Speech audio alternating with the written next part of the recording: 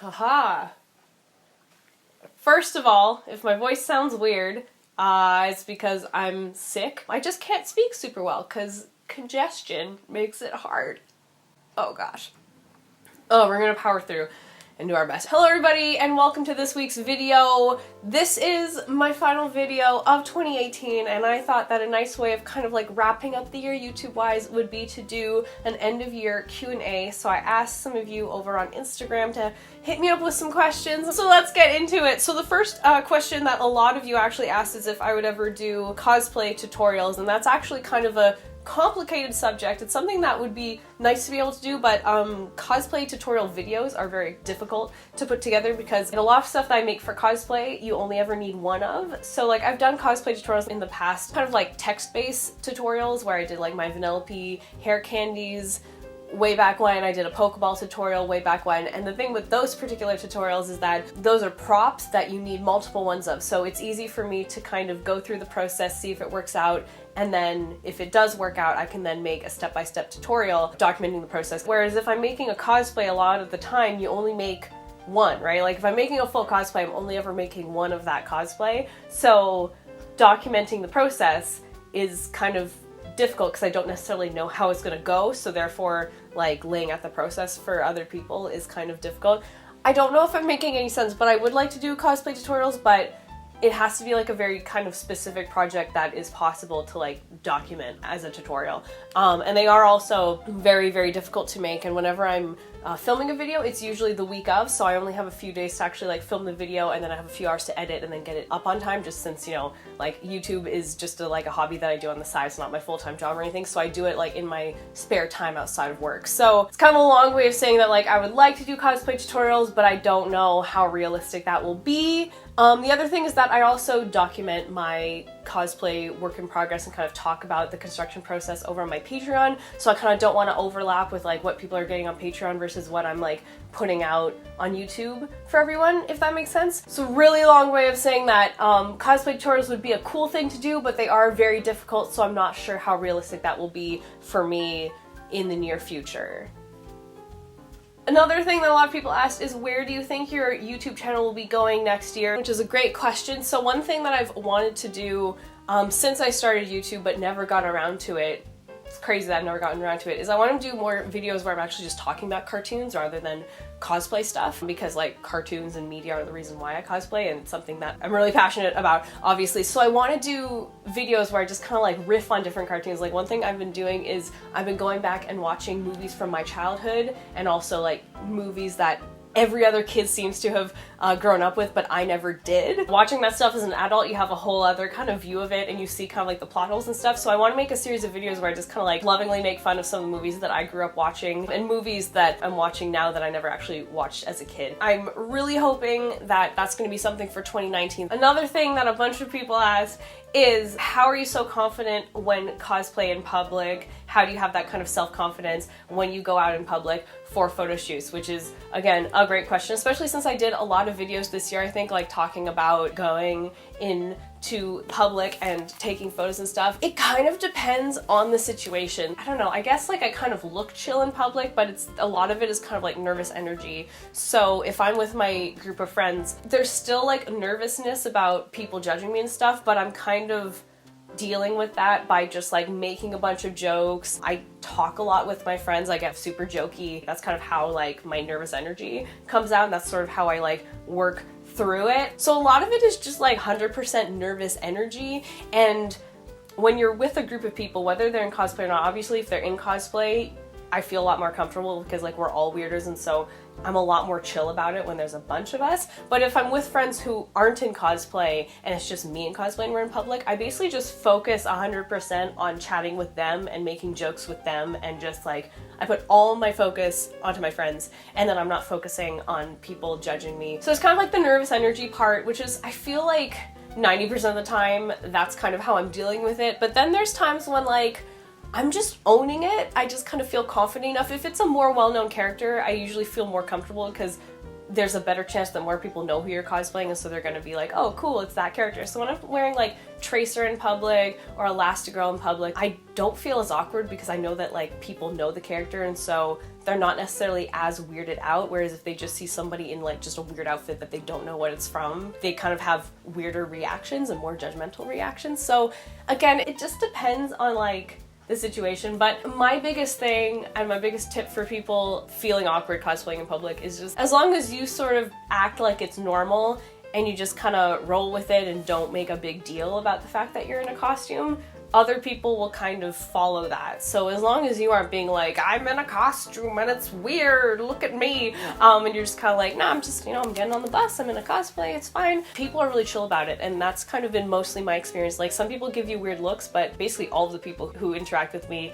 are like either really like delighted by it, or they don't really think anything of it. They're just like, okay, cool, yeah, you look good. Like, most people are good. What's one cosplay you will never wear? That's, again, a good question. So when people ask me this question, I kind of have like a very kind of blanket response. So I don't do villains, so like evil characters, totally not my thing. I'm cool with sort of like morally ambiguous characters, kind of like neutral characters and stuff like that, but like straight up like evil villain characters, totally not something that I'm comfortable doing. And then like super sexy revealing cosplays, so like any character who basically wears like a bikini, has like cleavage and butt showing, never gonna happen. Not something that I'm comfy with. So when people hit me up and they're like, would you cosplay Widowmaker?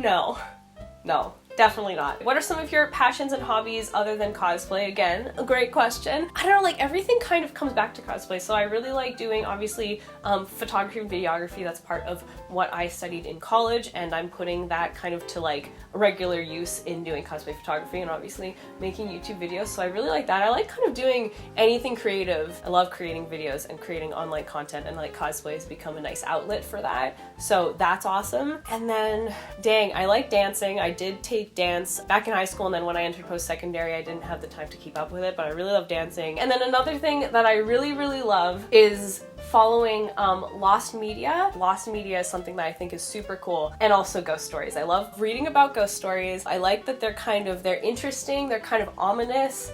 There's something like inherently creepy about like lost media, but it's not overly creepy. It's not like, I can't do anything like gore related. Like, I hate horror movies. Not hate, I just can't watch horror movies, but ghost stories and all that stuff, it's kind of like creepy, but like creepy enough for me, so it doesn't like super like mess me up and creep me out and stuff. I have so many ghost story books. There are a whole bunch of local ghost stories in my town, so I really love reading up on those and then like visiting the locations and stuff. There are ghost tours here, those are super fun. So like, I really love ghosts. So like the fact that I really like Ghostbusters and Danny Phantom and Mystery Skulls, like totally not a coincidence. I do love anything that's ghost related. And yeah, obviously like lost media. Lost media, I think, is just like one of the neatest subjects ever, like lost cartoon episodes. One thing that I highly recommend, there's this excellent lost media channel that's like super underrated, and it's called Bedhead Bernie. And it's basically like a cartoon slash lost media channel. And one of my absolute favorite lost media stories is about Cracks, which was this lost Sesame Street short. I'll have it linked up there. I strongly recommend checking it out because it's like creepy but interesting and like cartoon related. I just think it's a really interesting story. Have you ever regretted making a cosplay, for example, that was not recognizable by others? I can't remember a cosplay that I've actually regretted. I mean, there are cosplays that I've done and I've looked back and I'm like, that was awful, that was so terrible. Like, I did this very kind of last minute Femme Mario cosplay back when I was in high school, and I thought, oh, like, I got this, I'm an experienced enough cosplayer that I can just like kind of pull something out of thin air and like not worry about accuracy and it will still look cool and cute. And I think it's just like the cringiest, like it looks so bad. But I wouldn't say that like I regretted that, because I had a fun time in that cosplay, but like it was not a good cosplay. So looking back, that's one that I'm just like, if you guys saw my most embarrassing cosplay experience video, that's probably like my biggest cosplay related regret. So like, I don't regret at all making the cosplay or having the cosplay like in and of itself, but I cannot tell you how much I regret wearing it to that event. Like, I wish I had never done that. Again, I'll have the video linked up there if you haven't seen it already, because like, crazy. What's your dream cosplay? The answer is always going to kind of change depending on what series I'm into, but definitely my dream cosplay at the moment is either Blackwatch McCree or Van Helsing McCree. Those are like my two absolute favorite skins. I just love Retribution, the whole like storyline with Retribution. Obviously I love McCree, you guys probably know that I love McCree. And then also his Van Helsing skin is just like the most gorgeous thing ever, and I love it. And I love the idea of like this AU version of McCree running around fighting monsters. I just love that. But like, that cosplay is like A lot. It's a lot. That would be so much to have to make, and like I don't feel comfortable with wearing facial hair, but I hope that someday I will, and someday that I can do either both or one of those cosplays, because I love them a lot. What cosplays would you want to redo? I think looking back, I think like the construction of my cosplays, I look back and I'm like, okay, I'm happy with that, because like my very earliest cosplays, my mom helped make them, and by that like she was very much like, I want to sew this and I want to make sure that's really nicely made and everything. So like I have these really beautifully made early cosplays. So in terms of construction, I don't have any regrets. The only regrets that I have looking back is the fact that I did not know how to style wigs. I still arguably don't really have too great of a grasp of styling wigs, but like better than back then. And like my makeup skills were still very much evolving. I only first started learning how to do makeup in grade 9. So a lot of my early cosplays just like have terrible makeup and terrible wigs and stuff. Like some of it looks good, but some of it is like, no. So if I was gonna redo any cosplay, I wouldn't necessarily like remake the cosplay, but I would definitely like do it with better makeup and better wigs. One that I really want to redo was actually arguably my first cosplay. It was a Halloween costume back when I was 13 years old, and that was Katara from Avatar. I've been wanting to cosplay her again and like do it properly pretty much ever since. So I hope that someday I can have like an Avatar group and I can like re-cosplay Katara, and I want to like rewatch the entire series. I have the box set. I gotta like rewatch the series, remake my Katara cosplay, live my dreams, because like Avatar, I think like anybody, it's a very, very near and dear series to me, as was Katara as a character. She was a big deal to me back, you know, when I was in middle school. She was a major role model for me. So that's something that I would definitely like to redo. And then as for other cosplays, I think I would definitely like to not necessarily redo my entire Lapis cosplay, but I'd like to do it again with better makeup and with a better wig and shoot that again. But like I haven't watched Steven Universe in literally years, so I'd have to catch up on a lot, and also it takes like 3 hours to do out all the body paint, so I've been putting it off for obvious reasons. What's the most valuable thing you've learned / gained since you started cosplaying or YouTube? That's a very good question. I've learned a lot through cosplaying. I think one thing that I've learned is that everything always works out in one way or another. So like there have been things where I'm like stressed out about like which cosplay do I wear on which day? Am I gonna get this cosplay done in time and stuff? And like everything kind of falls into place and comes together. And so I've had a lot of like past experiences where I've looked back on like being really stressed, and then I think forward to the convention, like everything worked out in the end and it wasn't a huge deal. So like, I don't know, I think that's one of the biggest things. It's definitely something that I think of first when people ask me what I've gained through cosplay. I think one thing with cosplay in general is that it teaches you to be very resourceful, which is obviously really important. And it's taught me a lot about kind of like socializing and making connections and making new friends and like building friendships and stuff, and just like how cool most people are. Social anxiety is a biatch. I find that at a convention it's really easy to like talk to people and make new friends, and so that kind of helps me. Even though my social anxiety is still terrible, I think like my experiences at conventions and just experiencing the unadulterated kindness that people have and people like show towards others in a convention setting kind of has helped me definitely with like being confident and making friends and like reaching out to others and stuff like that. And then when it comes to YouTube, I think the biggest thing is discipline, because with YouTube, obviously it's a hobby for me. It's not like a professional thing. I don't have some person being like, oh, I need this video done by this time, right? You have to be that person. So you have to set your deadlines.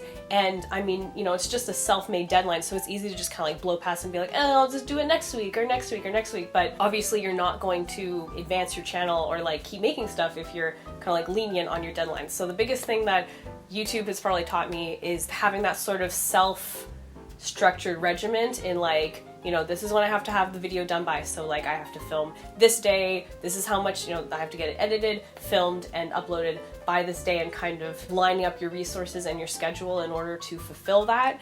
And like doing that every single week. Like it's something that I thought I would never be able to do. It's crazy to think that I've actually like pretty much stuck to that for over a year now. Crazy. Another thing that you have to deal with and kind of learn and be at peace with when you're sticking to that kind of schedule is to not let perfect be the enemy of good. So like what I keep telling myself is that you have to post this video tomorrow. It's like, you know, 11:30 or whatever, you're editing it, and sure, there are some things that would be really nice to change to make this video like absolutely perfect, but the reality is, given the circumstances, as good as it's gonna get, people are still gonna enjoy it, even if you have your like perfectionist mind being like, no, we have to like redo this part or whatever.